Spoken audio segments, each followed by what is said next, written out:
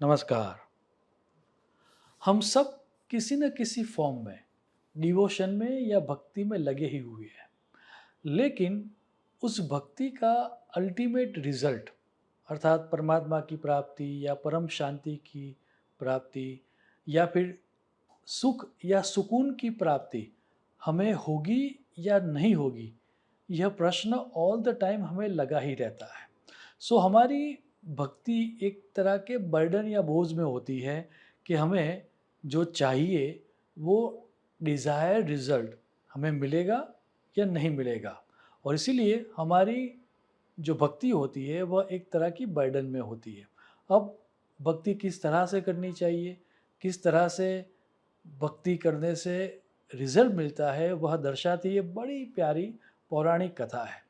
हुमायूँ देवर्षि नारद पृथ्वीलोक को जब विजिट कर रहे थे तो काफ़ी समय से वह ऑब्जर्व कर रहे थे कि भागीरथी के तट पर दो मित्र तपस्या कर रहे थे। एक मित्र का नाम था संजय और दूसरे मित्र का नाम था भीमसेन। ये जो संजय था वो बड़ा ही डिसिप्लिन होकर, बड़ा ही डेडिकेटेड होकर भक्ति करता था, जबकि जो भीमसेन था वह बड़े आराम से अपनी मौज से भक्ति करते हुए दिखता था। सो काफ़ी समय ऑब्जर्व करने के बाद जब नारद जी को ये नारद जी जब आश्वस्त हो गए कि दोनों वाकई में भक्त हैं, तो वो दोनों को विजिट करने जाते हैं। सो दोनों नारद जी को प्रणाम करते हैं और संजय नारद जी से पूछता है कि आप तो नारायण से मिलते ही रहते हो। सो नेक्स्ट टाइम जब आप नारायण से मिलो तो पूछना कि हम दोनों को मुक्ति कब मिलेगी?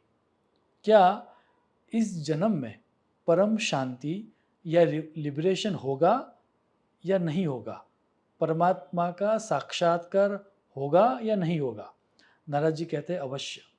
सो जब नारद जी वैकुंठ जाते हैं, नारायण से इन दोनों के बारे में पूछते हैं।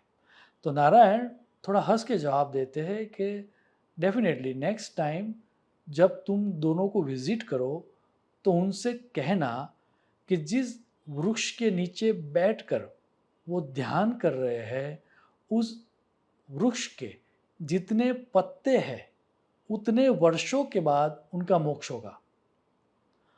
अब जवाब सुन के नारद जी को भी थोड़ा आश्चर्य तो हुआ, लेकिन अब नारायण के सामने क्या बोले।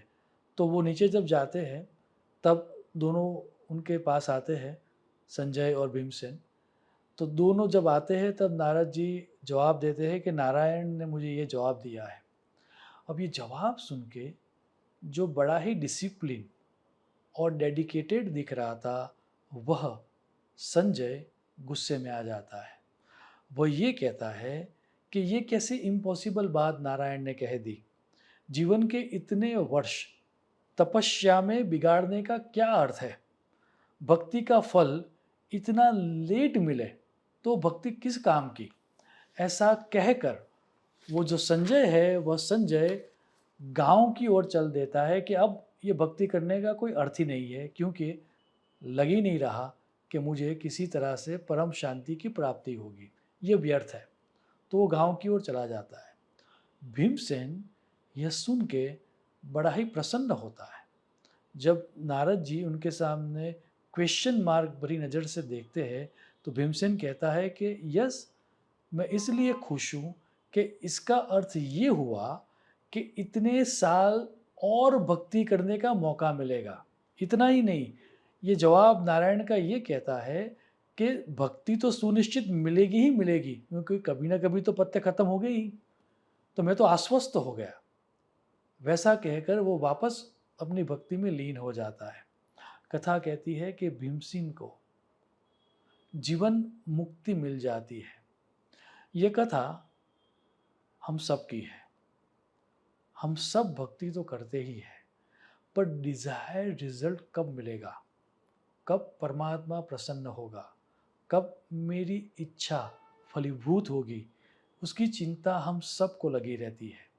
श्री कृष्ण का स्पष्ट कहना है कि जो फल की चिंता न करते हुए आश्वस्त होकर भक्ति करता है, उसकी सभी प्रार्थनाएं सुनी जाती है, क्योंकि वैसा ही भक्त श्री कृष्ण को प्रिय है।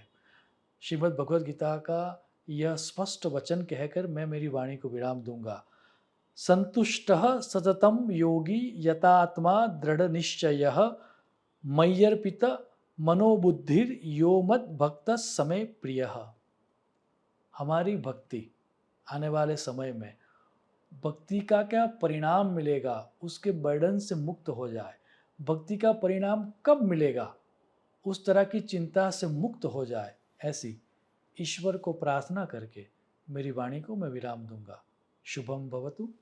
प्रणाम।